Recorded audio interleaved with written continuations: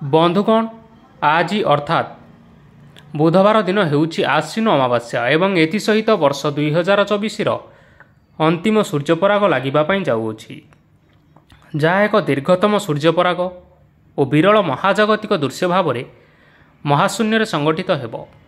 एही सूर्यपराग दीर्घ 500 वर्ष पर पड़ुअछि एवं यह संपूर्ण सूर्यपराग हेबा कारणरू यह बहुत विरल रहिब एवं ग्रह और नक्षत्र मानकर मध्य एक अद्भुत महासंयोग मध्य सृष्टि करिबा पई जाउछि।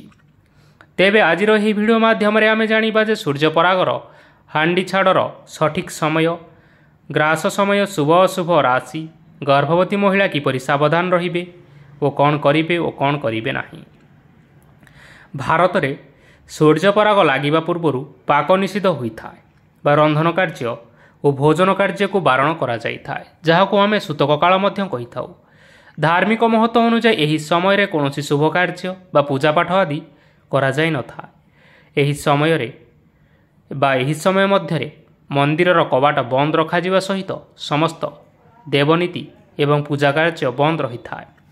सूर्यपराग और पाक निषेधर समय जानिबा आगरु आमे जानि नेबा जे एही समय रे कौन करिबे और कौन करिबे नाही। ज्योतिष शास्त्र रे एही समय सीमा मध्यरे केतेक कार्य करने को बारण करा जाइछि, जहाद्वारा आमको बहुत असुविधार सम्मुखीन करिबा पई पड़िथाय। ज्योतिष शास्त्र अनुसार एही समय को अशुभ समय कहुए, कारण एही समय सूर्यंठार बाहरुथिबा रश्मि बा आलोक सीधासलख भाव में पृथ्वी पृष्ठ में पड़ पारि न थाए, जहाद्वारा एही समय नकारात्मक शक्ति माने जाग्रत होई उठंती। तेणु ज्योतिष शास्त्र में एही समय सीमा मध्य केतेक कार्य करने को बारण करा जाइछि। तेबे बंधुगण आसंतु जानिबा सूर्यपराग समय कौन करिबे और कौन न करिबे।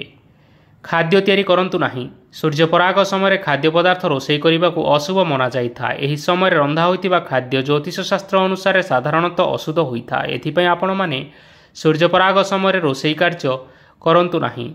सूर्यपराग समय खाद्य ग्रहण करंतु नाही। एही समय रंधा होइतिबा खाद्य ग्रहण करिबा संपूर्ण भाव में निषेध अटे। ज्योतिष शास्त्र अनुसार सूर्यपराग समय रंधा होइतिबा खाद्य खाइले एहा आम शरीर उपर कुप्रभाव पकाई थाए। तेणु ग्रहण हेउ बा सूर्यपराग एही समय सुखिला खाद्य बा फलमूल इत्यादि आपण माने खाई परिबे। गर्भवती महिला माने सतर्क रुहंतु। सूर्यपराग समय जो महिला माने गर्भवती अछंती सेमाने घर बाहर को जीवाकू निषेध करा जाइछि। सूर्यपराग समय जदि सूर्यर किरण कौन भी गर्भवती महिला उपर पड़ जाए तेबे ताहार गर्भर प्रथम शिशु को शारीरिक दोष लगी जाए, जहाँ भविष्य में बहुत बड़ समस्या सृष्टि करिथाए। तेणु गर्भवती महिला माने एही समय बाहर को बाहरंतु नाही। सूर्यपराग समय कौन शुभ कार्य करंतु नाही एवं कौन शुभ कार्य करबा पई मध्य आलोचना करंतु नाही। एहा द्वारा आपणक परिवार रे अनिष्ट होइथाए। सूर्यपराग समय ठाकुर पूजा करंतु नाही। एही समय ठाकुर घर को संपूर्ण बंद करि रखंतु एवं सूर्य पराग समय कौनसी वृक्ष को इत्यादि स्पर्श करंतु नाही। सूर्यपराग समय अन्नदान करिवार उत्तम समय मना जाइछि। एमिति कहा जाए कि सूर्यपराग समय अन्नदान करिले शरीर में कौनसी रोग होई न थाए। पराग शेष होगा पर स्नान करने और पिंधिथिबा वस्त्र को धोई नेबा उचित एवं निज घर गंगाजल छिंचन कर पवित्र करनेबा उचित एवं यहाँ पर निजर सामर्थ्य अनुजाई किछि अर्थ हेउ बा अन्न दरिद्र लोकमानंकु दान रे दियंतु। देखिबा आपणकर समस्त पाप क्षय होइछिब। सूर्यपराग समय कहा सह कथा हुअन्तु नाही और एही समय भगवान माला जप करंतु। एहा द्वारा ग्रहर खराब प्रभाव आपणक उपरे पड़ी न थाए एवं सूर्यपराग समय सूर्यंठारु बाहरुथिबा किरण अत्यंत क्षतिकारक होता है। एथिपाई सूर्यपराग समय आपण माने आपणक गृहर समस्त कबाट और झरका इत्यादि बंद करी रखंतु, जहाद्वारा सूर्यंकर किरण प्रवेश करि परिबो नाही। सूर्यपराग समय शारीरिक संपर्क रखंतु नाही। एही समय नकारात्मक शक्तिर प्रभाव अधिक रहितिबा हेतु विवाहित पुरुष महिला माने शारीरिक संपर्क रखंतु नाही। एहाकु ज्योतिष शास्त्र रे अशुद्ध मना जाइअछि। एहा द्वारा आपणकर संपर्क रे फाट सृष्टि होइथाए एवं एहार कुप्रभाव आपणक संतान मानक ऊपर मध्य पड़िथाए। तेणु बंधुगण सूर्यपराग समय यही सब कार्य करंतु नाही। देखिबे आपणकर निश्चय मंगल हेबो। जेहेतु यह हेउछि एक विरल सूर्यपराग एवं आश्विन अमावास्या दिन लागिबा पई जाउछि।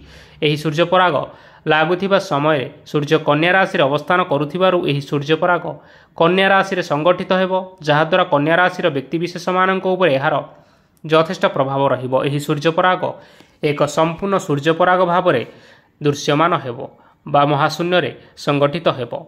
एहार पूर्ण अवधि काल रही 6 घंटा एवं 54 मिनिट। ଏବେ ଆସନ୍ତୁ ଜାଣିବା ସୂର୍ଯ୍ୟପରାଗ ଲାଗୁଥିବା ସମୟରେ କ'ଣ କରିବେ ବା ଏହାର ପ୍ରଭାବ କ'ଣ ରହିଛି। ବନ୍ଧୁଗଣ, ସୌରମଣ୍ଡଳ ରହସ୍ୟ ହେଉଛି ବଡ଼ ବିଚିତ୍ର। ସୌରମଣ୍ଡଳରେ ସୂର୍ଯ୍ୟ ଓ ଚନ୍ଦ୍ରଙ୍କ ବ୍ୟତୀତ ଆଉ 9ଟି ଗ୍ରହ ଅବସ୍ଥାନ କରିଥାନ୍ତି। ସେଥିମଧ୍ୟରୁ ପୃଥିବୀ ହେଉଛି ଅନ୍ୟତମ ଏବଂ ଏହି ପୃଥିବୀରେ ଆମେ ବସବାସ କରିଛୁ। ଯେହେତୁ ଚନ୍ଦ୍ର ହେଉଛନ୍ତି ପୃଥିବୀର ଉପଗ୍ରହ, ତେଣୁ ସୂର୍ଯ୍ୟପରାଗ ଓ ଚନ୍ଦ୍ରଗ୍ରହଣ କେବଳ ପୃଥିବୀ ପୃଷ୍ଠରେ ଦୃଶ୍ୟମାନ ହୋଇଥାଏ। ସୂର୍ଯ୍ୟପରାଗ ସାଧାରଣତଃ ଅମାବାସ୍ୟା ତିଥିରେ ଏବଂ ଚନ୍ଦ୍ରଗ୍ରହଣ ପୂର୍ଣ୍ଣିମା ତିଥିରେ ହୋଇଥାଏ। ଯେହେତୁ ଏହା ହେଉଛି ସୂର୍ଯ୍ୟପରାଗ, ତେଣୁ ଏହା ଅମାବାସ୍ୟା ତିଥିରେ ଲାଗିବା ପାଇଁ ଯାଉଅଛି। ଏହି ପରାଗ ଲାଗୁଥିବା ସମୟରେ ସୂର୍ଯ୍ୟ କନ୍ୟା ରାଶିରେ ଅବସ୍ଥାନ କରୁଥିବାରୁ ଏହି ସୂର୍ଯ୍ୟପରାଗ କନ୍ୟା ରାଶିରେ ସଂଗଠିତ ହେବ, ଯାହାଦ୍ୱାରା କନ୍ୟା ରାଶିର ବ୍ୟକ୍ତିବିଶେଷମାନଙ୍କ ଉପରେ ଏହାର ଯଥେଷ୍ଟ ପ୍ରଭାବ ରହିବ। ସାଧାରଣତଃ ଗ୍ରହଣ ଲାଗିବାର 9 ଘଣ୍ଟା ପୂର୍ବରୁ ଏବଂ ପରାଗ ଲାଗିବାର 12 ଘଣ୍ଟା ପୂର୍ବରୁ ପାକ ନିଷେଧ ବା ହାଣ୍ଡିଛାଡ଼ କରାଯାଇଥାଏ। ଏହି ସମୟକୁ ଆମେ ସୂତକ ସମୟ ମଧ୍ୟ କହିଥାଉ। ଏହି ପରାଗ ଲାଗୁଥିବା ସମୟରେ ଖାଦ୍ୟ ଗ୍ରହଣ କରିବାକୁ ବାରଣ କରାଯାଇଛି, କାରଣ ପରାଗ ଲାଗୁଥିବା ସମୟରେ ପେଟରେ କିଛି ଖାଦ୍ୟ ପଦାର୍ଥ ନ ରହିବା ହିଁ ଭଲ। ତେଣୁ 12 ଘଣ୍ଟା ପୂର୍ବରୁ ହାଣ୍ଡିଛାଡ଼ କରାଯାଇଥାଏ। ତେବେ ଏବେ ଆସନ୍ତୁ ସୂର୍ଯ୍ୟପରାଗ କେଉଁ ସମୟରେ ଲାଗିବ ତାହା ବିଷୟରେ ଜାଣିନେବା। ସୂର୍ଯ୍ୟପରାଗର ସମୟ। ଏହି ସୂର୍ଯ୍ୟପରାଗର ଗ୍ରାସ ବା ପରାଗ ଲାଗିବାର ସମୟ ହେଉଛି 2 ଅକ୍ଟୋବର ବୁଧବାର ରାତ୍ରି 9:13 ଆରମ୍ଭ ହେବ ଏବଂ ମଧ୍ୟରାତ୍ରି 3:17 ସମାପ୍ତ ହେବ। ଏହି ସୂର୍ଯ୍ୟପରାଗର ମଧ୍ୟକାଳ ରହିଛି ରାତ୍ରି 12:15। ଏହି ପରାଗ ମହାଶୂନ୍ୟରେ ବା ମହାକାଶରେ ପ୍ରାୟ 6 ଘଣ୍ଟା ଏବଂ 54 ମିନିଟ୍ ପର୍ଯ୍ୟନ୍ତ ଲାଗି ରହିବ। ଏହି ସୂର୍ଯ୍ୟପରାଗ ଆମେରିକା, ଦକ୍ଷିଣ ଆଫ୍ରିକା, ୟୁରୋପ ସମେତ ପାଶ୍ଚାତ୍ୟ ଦେଶଗୁଡ଼ିକରେ ଦୃଶ୍ୟମାନ ହେବ ଏବଂ ଏହି ପରାଗ ଭାରତ ଓ ଓଡ଼ିଶାରେ ଦୃଶ୍ୟମାନ ହେବ ନାହିଁ। ଯେହେତୁ ଏହି ସୂର୍ଯ୍ୟପରାଗ ଭାରତରେ ଦୃଶ୍ୟମାନ ହେବ ନାହିଁ, ଏହି ସୂର୍ଯ୍ୟପରାଗର ସୂତକ ସମୟ ବା ପାକ ନିଷେଧର ସମୟ ମାନ୍ୟ ହେବ ନାହିଁ। ତେଣୁ ଏହି ସୂର୍ଯ୍ୟପରାଗ ସମୟରେ ହାଣ୍ଡିଛାଡ଼ ବା ପାକ ନିଷେଧ ମଧ୍ୟ ପାଳନୀୟ ହେବ ନାହିଁ। କିନ୍ତୁ ଏହି ସୂର୍ଯ୍ୟପରାଗର ପୃଥିବୀ ଉପରେ ନିଶ୍ଚିନ୍ତ ପ୍ରଭାବ ପଡ଼ିବା ପାଇଁ ଯାଉଅଛି। ଏହି ସମୟ ଗର୍ଭବତୀ ମହିଳାମାନଙ୍କ ପାଇଁ ବହୁତ ଅଶୁଭ ଏବଂ ସମ୍ବେଦନଶୀଳ ହୋଇଥିବାରୁ ସେମାନଙ୍କୁ ସାବଧାନ ରହିବା ସହିତ ସୂର୍ଯ୍ୟପରାଗ ଦେଖିବା ପାଇଁ ମଧ୍ୟ ବାରଣ କରାଯାଇଛି। ପରାଗ ଲାଗୁଥିବା ସମୟରେ ଗର୍ଭବତୀ ମହିଳାମାନେ କୌଣସି ଜିନିଷ କଟାକଟି ବା କୌଣସି କପଡ଼ା ଆଦି ସିଲେଇ କରନ୍ତୁ ନାହିଁ, ନଚେତ୍ ଏହାର କୁପ୍ରଭାବ ଗର୍ଭରେ ଥିବା ଶିଶୁ ଉପରେ ସିଧାସଳଖ ଭାବରେ ପଡ଼ିଥାଏ। ଏଥିସହିତ ପରାଗ ଲାଗୁଥିବା ସମୟରେ କଳା ରଙ୍ଗର ବସ୍ତ୍ର ପରିଧାନ କରନ୍ତୁ ନାହିଁ ଏବଂ ପରାଗ ଲାଗୁଥିବା ସମୟରେ ବାହାରକୁ ମଧ୍ୟ ବାହାରନ୍ତୁ ନାହିଁ। ଜ୍ୟୋତିଷ ଶାସ୍ତ୍ର ଅନୁସାରେ ଏହି ସୂର୍ଯ୍ୟପରାଗ କାରଣରୁ ଗ୍ରହ ଓ ନକ୍ଷତ୍ରମାନଙ୍କର ସ୍ଥାନରେ ପରିବର୍ତ୍ତନ ହେବା ପାଇଁ ଯାଉଅଛି। ଗ୍ରହମାନଙ୍କର ପରିବର୍ତ୍ତନ କାରଣରୁ କିଛି ରାଶିର ବ୍ୟକ୍ତିବିଶେଷମାନଙ୍କ ଉପରେ ଅଶୁଭ ପ୍ରଭାବ ପଡ଼ୁଥିବା ବେଳେ କେତେକ ରାଶିମାନଙ୍କ ଉପରେ ଏହି ସୂର୍ଯ୍ୟପରାଗର ଶୁଭ ପ୍ରଭାବ ମଧ୍ୟ ପଡ଼ିବା ପାଇଁ ଯାଉଅଛି। ତେବେ ଏହି ଭାଗ୍ୟଶାଳୀ ରାଶିମାନେ ହେଉଛନ୍ତି ମେଷ ରାଶି, ବୃଷ ରାଶି, କର୍କଟ ରାଶି, ତୁଳା ରାଶି, ବିଛା ରାଶି, ଧନୁ ରାଶି, କୁମ୍ଭ ରାଶି ଏବଂ ମୀନ ରାଶି। ଏଥିସହିତ ମିଥୁନ ରାଶି, ସିଂହ ରାଶି, କନ୍ୟା ରାଶି ଏବଂ ମକର ରାଶିର ବ୍ୟକ୍ତିବିଶେଷମାନଙ୍କ ଉପରେ ଏହି ସୂର୍ଯ୍ୟପରାଗର ଅଶୁଭ ପ୍ରଭାବ ପଡ଼ିବା ପାଇଁ ଯାଉଅଛି। ତେଣୁ ଏହି 4ଟି ରାଶିର ବ୍ୟକ୍ତିବିଶେଷମାନେ ଏହି ସୂର୍ଯ୍ୟପରାଗ ସମୟରେ ସାବଧାନ ରହିବାକୁ ଚେଷ୍ଟା କରନ୍ତୁ ଏବଂ ଭଗବାନଙ୍କର ନାମ ଜପ କରନ୍ତୁ। ତେବେ ବନ୍ଧୁଗଣ, ଆଶା କରୁଛୁ ଆପଣମାନଙ୍କୁ ଏହି ଭିଡ଼ିଓଟି ନିଶ୍ଚିନ୍ତ ପସନ୍ଦ ଆସିଥିବ। ପସନ୍ଦ ଆସିଥିଲେ ଏହି ଭିଡ଼ିଓକୁ ଲାଇକ୍ କରିବା ସହିତ ଆପଣଙ୍କ ପ୍ରିୟଜନମାନଙ୍କ ସହିତ ସେୟାର କରିନିଅନ୍ତୁ। ଧନ୍ୟବାଦ।